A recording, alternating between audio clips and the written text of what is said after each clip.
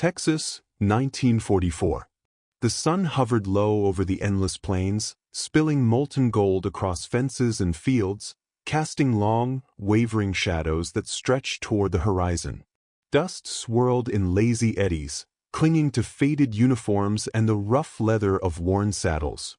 A dry, metallic scent of sun-baked earth mixed with the faint tang of livestock, punctuated by distant clatters of tin roofs and the lowing of cattle.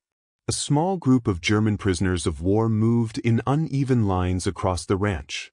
They carried the marks of defeat and captivity, sunburned faces, calloused hands, eyes that flickered between apprehension and resignation. They had traveled thousands of miles from Europe, from bombed-out towns, hospital wards overflowing with the injured, and battlefields scarred with smoke and blood, only to find themselves under the open sky of Texas, under the watchful eyes of men whose lives had been shaped by ranches, horses, and hard labor. Among them rode a young German nurse.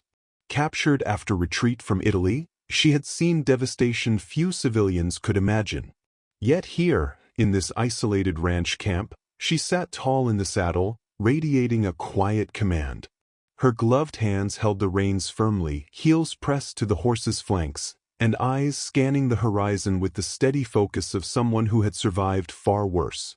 Every movement was precise, every adjustment measured, reflecting the discipline instilled in her during military service and years of horseback training in her youth. The cowboys accompanying the detail were seasoned men, veterans of local ranch life. Their boots were caked with dust, hats tipped low against the sun, rifles slung casually across their shoulders. They had managed prisoners before, had grown accustomed to the routines of labor and oversight. But something about her, the way she sat, the way she met their eyes, unsettled them. This was no ordinary prisoner.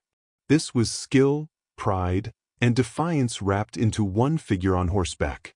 Without hesitation, she swung her leg over the saddle and nudged her horse forward, riding deliberately ahead of the group. The animal's hooves struck the dry earth with a crisp rhythm, throwing dust in glowing arcs that caught the late afternoon light. The cowboys froze. Hands hovered, instinctively gripping reins and rifles, yet none moved. Even the other POWs, usually subdued and cautious, paused to watch, unsure of what authority, if any, could or should intervene.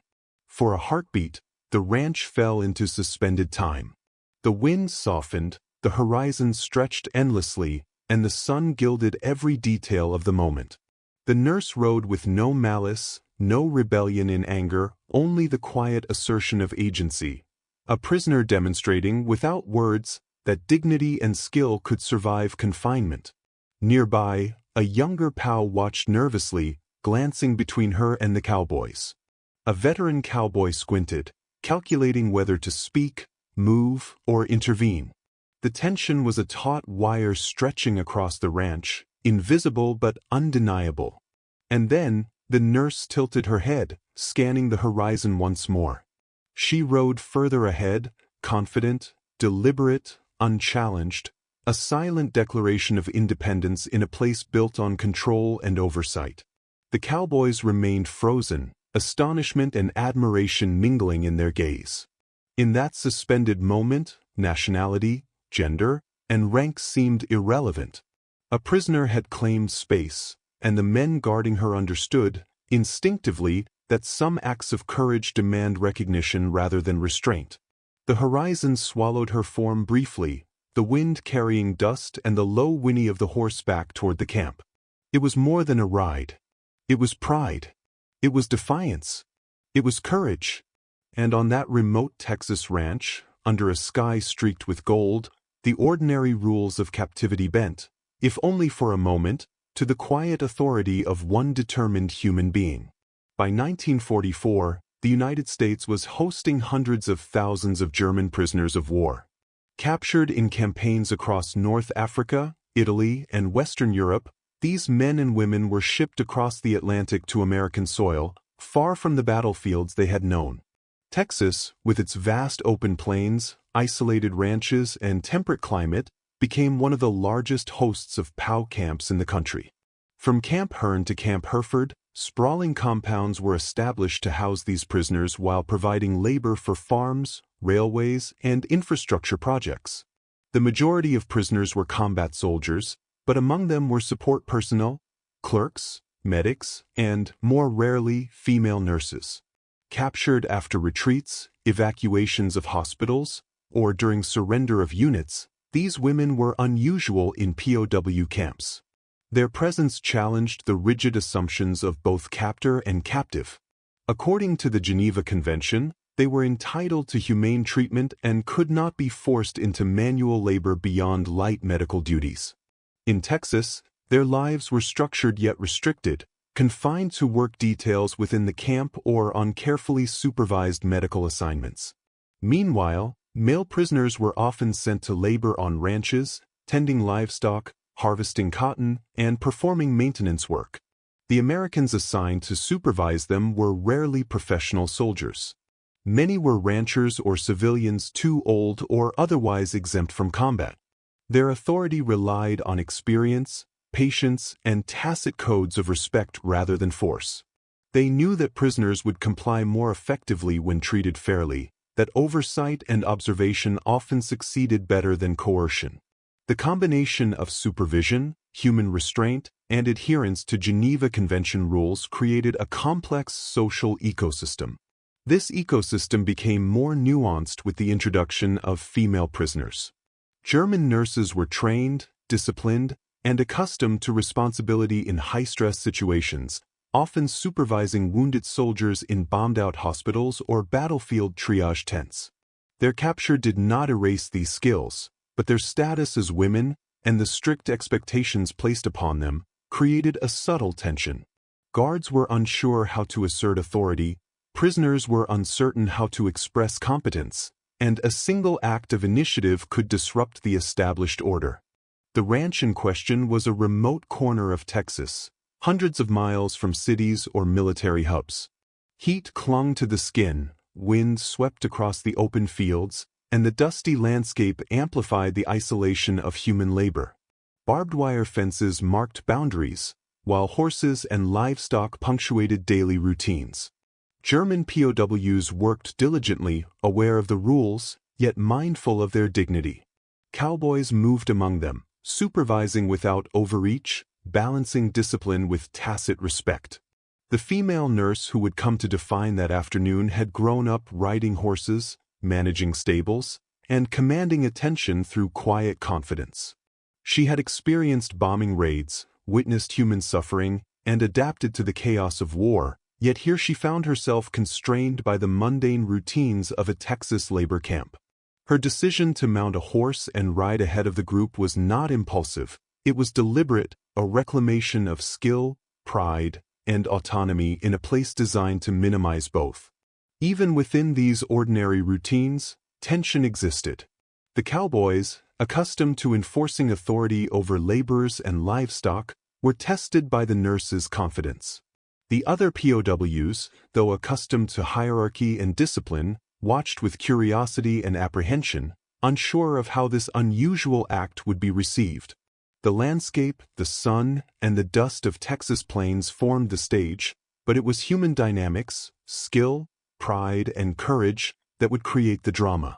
By the late afternoon, the ranch was quiet except for the sound of hooves, murmured instructions, and the shifting wind.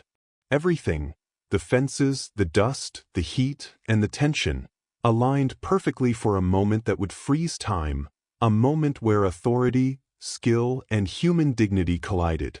A German nurse, a horse, and a group of cowboys were about to reveal that even in captivity, acts of courage could bend the ordinary rules of life, if only for a heartbeat. The stage was set for confrontation, not violent, not loud, but profound in its quiet defiance. The tension was palpable, and when she rode ahead, the ordinary routines of a Texas ranch would be forever altered. Life behind the fences of Texas POW camps was structured, disciplined, and yet subtly fragile. German prisoners carried with them the physical and emotional scars of campaigns across Europe and North Africa. Sunburned skin, calloused hands, and haunted eyes told stories of long marches, bombed-out cities, and field hospitals overwhelmed with casualties. The routine of labor, though less dangerous than battle, tested resilience in a different way. Monotony, heat, and isolation pressed constantly on mind and body. Female nurses, however, occupied a unique and delicate position. Captured during the retreat from Italy or other fronts, these women had been trained for leadership, medical precision, and rapid decision-making under extreme conditions.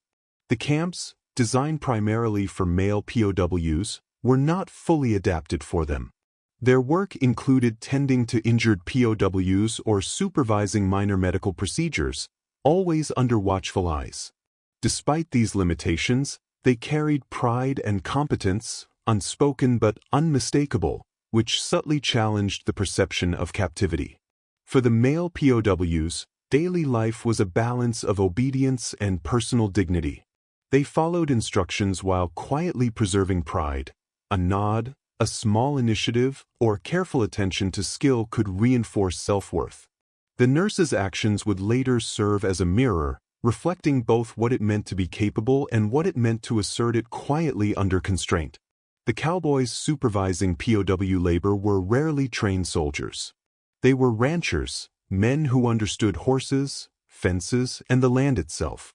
Their authority was derived not from force but from experience, observation, and instinct. They knew that prisoners were more likely to comply if treated with basic respect, and that overt confrontation could escalate tensions unnecessarily. Yet, the nurse's decision to mount a horse and ride ahead unsettled them in ways nothing else had. Hands hovered near reins and rifles, eyes widened, and muscles tensed. They understood skill when they saw it. They recognized courage when it presented itself. For a moment, their roles, captor, overseer, enforcer, conflicted with the instinct to acknowledge and admire the unexpected mastery displayed before them. This freeze was not indecision. It was respect, shock, and moral recognition compressed into a single, breathless moment. It revealed that authority is not only exercised through control but also through restraint and understanding. Horses were central to ranch operations. Cowboys and prisoners alike understood that mastery over these animals required training, patience, and sensitivity. Few POWs had experience with horseback riding, and even fewer had been trained under conditions requiring both precision and confidence. The nurse, however, was exceptional. Years of riding during youth and field experience in Europe had honed her posture, balance, and ability to communicate with a horse through subtle shifts of weight, rein adjustments, and pressure of heels. Every motion was deliberate, every command precise. The dust kicked up by her horse caught the late afternoon light, creating a visual punctuation of skill and composure. Cowboys observed closely, noting how the horse responded to her without the need for harsh correction. This was not raw luck. It was competence born of discipline.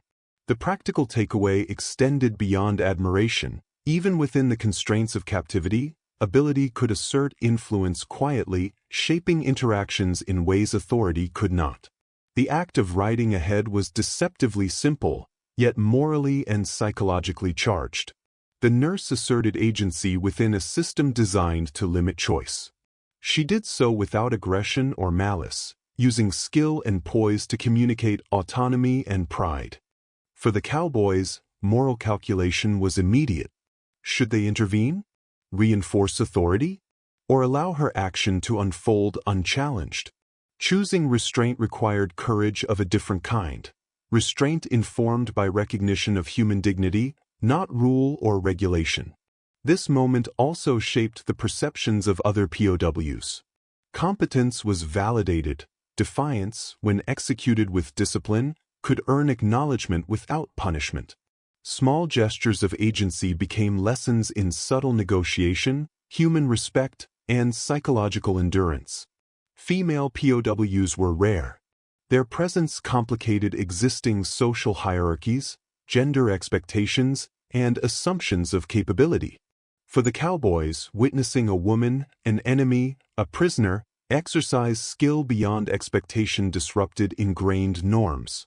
Authority was traditionally male, discipline was enforced by rank and experience. Yet here, gender intersected with skill, reshaping understanding in real time. The interaction reflected broader societal tensions during World War II. Women served in extraordinary capacities, challenging traditional roles even in peacetime. The Texas ranch became a microcosm of these dynamics, a confined, isolated space where nationality, authority, gender, and morality collided and reshaped perception through a single, daring act. As the nurse rode ahead, the dust curling in the sunlight and hooves striking hard-packed earth, the tension reached its zenith. Every gaze, every pause, every subtle movement amplified anticipation. The Cowboys remained frozen, observers to an unfolding act of skill and courage that transcended the ordinary rules of captivity. The late afternoon sun cast a warm, golden haze over the ranch, illuminating dust that clung to faded uniforms and worn saddles. The horizon stretched endlessly, a canvas of light and shadow across a land both beautiful and unforgiving. The German nurse, mounted confidently on a sturdy horse, nudged the animal forward with precise, practiced movements. Her gloved hands adjusted the reins, her heels pressed firmly, and every posture spoke of skill honed through years of training, from childhood stables in Europe to battlefield hospitals where efficiency and precision were matters of life and death. The Cowboys accompanying the labor detail halted mid-step. Hats were paused in hands, rifles slung loosely but heavy with unspoken authority. They had seen men break under pressure, witnessed fear and submission countless times. Yet nothing in their experience prepared them for this. A woman, a prisoner, a supposed subordinate, moving ahead with audacious poise and skill that commanded attention. The horse responded instinctively, ears twitching, muscles flexing, every step a perfect echo of the rider's subtle commands. Dust rose in arcs, catching the sun, painting the landscape with fleeting gold and bronze. The nurse's motion was deliberate, measured, but also defiant in the quietest sense, asserting presence and competence without challenge or aggression. Inside, the Cowboys felt the surge of conflicting emotions. Surprise, admiration, moral questioning. Could they intervene without diminishing dignity? Should they? Their authority demanded vigilance, but experience whispered that restraint often speaks louder than enforcement. A young cowboy shifted uneasily, glancing toward the more seasoned men for guidance, yet no gesture was made. The older ranchers, trained in observation and patient judgment, understood immediately, some acts of skill and courage are not to be interrupted. The other prisoners watched, tension etched into every line of their bodies. Some had seen comrades punished for minor errors. Some had learned to suppress initiative to survive.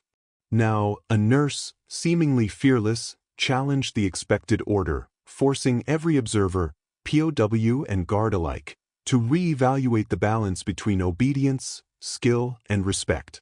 She rode further across the field, the horse's hooves striking with crisp precision against the sun-baked soil.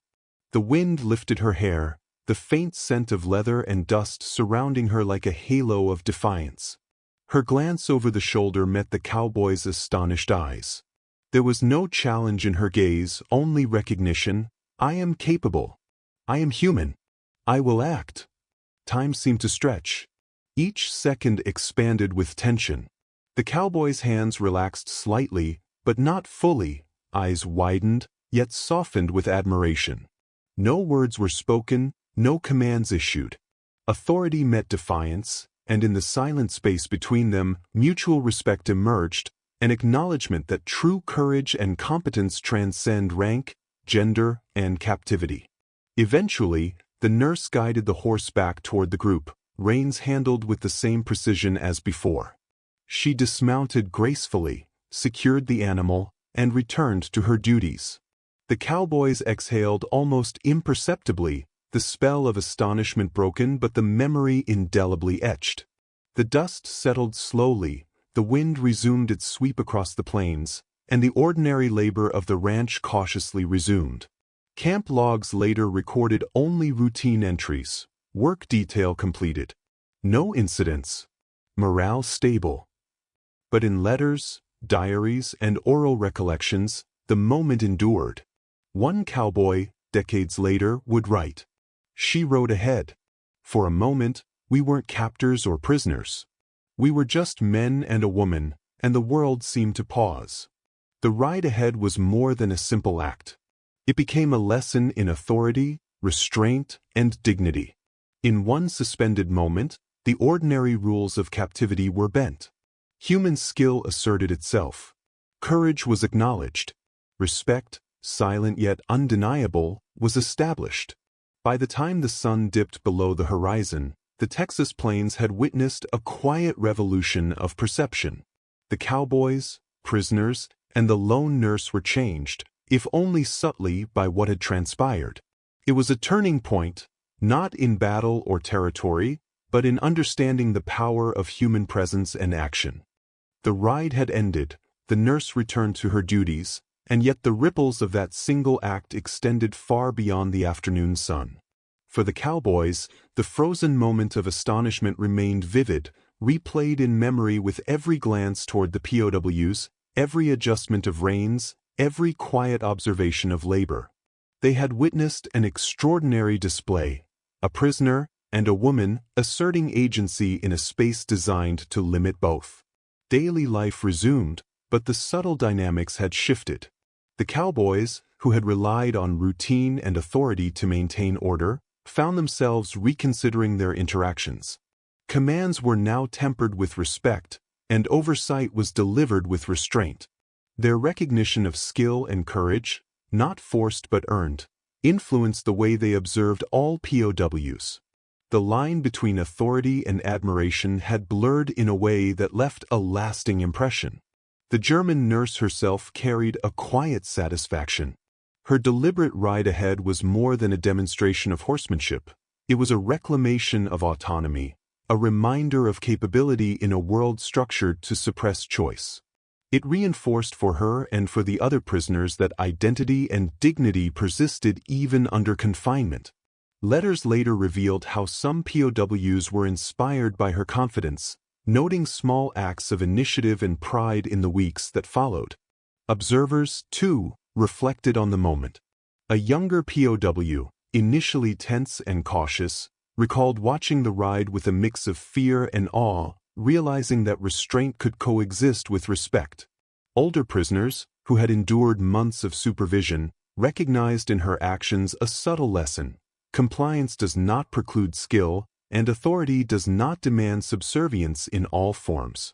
Camp logs recorded only the barest details. Work detail completed. No incidents. Morale stable. The bureaucratic record concealed the extraordinary human interactions unfolding quietly across the fields. Yet oral histories, letters home, and memoirs preserved the impact. One cowboy wrote decades later, "She rode ahead, and in that moment, we all learned something about courage, skill, and respect that no rifle or rule could teach." The shift extended to everyday labor. POWs carried themselves with a renewed sense of pride, performing tasks with precision, initiative, and care. Cowboys adjusted their oversight, often observing without interference, acknowledging skill where previously they might have corrected. Horses, central to daily work, became instruments not only of labor but of subtle lessons in trust, command, and understanding. As winter approached, preparations for repatriation began. Prisoners would return to Europe, cowboys would resume ranch life, and the camp itself would eventually be dismantled. Yet the story of that ride endured. It became a quiet legend among those who had witnessed it, a testament to the unexpected power of human courage, the dignity of skill, and the subtle influence of restraint over authority. Even when fences fell and the land returned to its ordinary rhythm, the memory lingered. Dust still clung to boots and saddles, winds swept across the plains, and the quiet acknowledgement of human ability remained, invisible but indelible. The act of riding ahead had left more than a visual imprint. It had reshaped understanding, subtly but permanently, of the relationships between captor and captive, man and woman, authority and respect. That day on the Texas plains was not recorded in military strategy books or war summaries. Its significance lay instead in the human lessons embedded within it. Courage could exist without violence, authority could coexist with admiration, and dignity could assert itself even in the strictest confines. Years later, long after the fences had been dismantled, the prisoners repatriated, and the ranch returned to its ordinary rhythm, the memory of that afternoon lingered. It lived in letters, diaries, and recollections passed quietly between those who had witnessed it. Official reports recorded only routine labor and stable morale, but human memory preserved the subtle, extraordinary truth. A German nurse had ridden ahead, and the Cowboys had stood frozen, astonished and respectful. Her audacity was more than defiance. It was a reclaiming of self, a silent assertion of skill and agency in a world that sought to minimize both. She acted without aggression, without insult, yet the impact was undeniable. The Cowboys, men whose authority had been shaped by decades of ranch work and a culture steeped in observation and restraint, understood instinctively that some acts of courage cannot be confronted, they must be acknowledged. This quiet interaction illustrated broader truths about human behavior in wartime. Courage is not always loud, authority is not always asserted through force. Dignity persists, even in captivity, when recognized and respected. The Texas ranch, its dust-swept fields and weathered fences, became a stage for a microcosm of the war itself, a place where nationality, gender, and status intersected, and where human skill and resolve reshaped perception in ways no formal command could achieve. For the Cowboys, the memory endured as a lesson in humility and discernment. Authority is tested not in control alone, but in restraint. Respect is earned not by rank but by recognition of ability. And admiration, even silent, can reshape the relationships between men and women, captors and captives, in subtle yet enduring ways. For the nurse, the ride ahead remained a personal affirmation, a moment when skill, pride, and human agency asserted themselves in an environment designed to suppress both. It was a small, quiet rebellion, yet its resonance transcended the immediate circumstances. In it, she reclaimed a part of herself and reminded everyone present that courage need not roar to be remembered. History often measures war in terms of battles won, lives lost, or territory gained. Yet some of its most profound lessons are found in moments of human connection, courage, and respect that leave no mark in official records but indelibly shape perception. On that Texas ranch, a single act of daring, executed with skill and dignity, created ripples that echoed far beyond the dusty fields. In the end, the story endures as a meditation on the enduring power of presence, the quiet assertion of self, and the subtle ways in which human respect and courage can transform even the most rigid systems. The world paused for a heartbeat, and in that pause, a lesson was written not on paper, but in memory, in behavior, and in the silent understanding between those who had witnessed it. Sometimes, the most powerful victories are not captured in maps or strategy. They are lived, felt, and remembered, quietly, profoundly, and with dignity. And sometimes, a single ride ahead is enough to teach them all.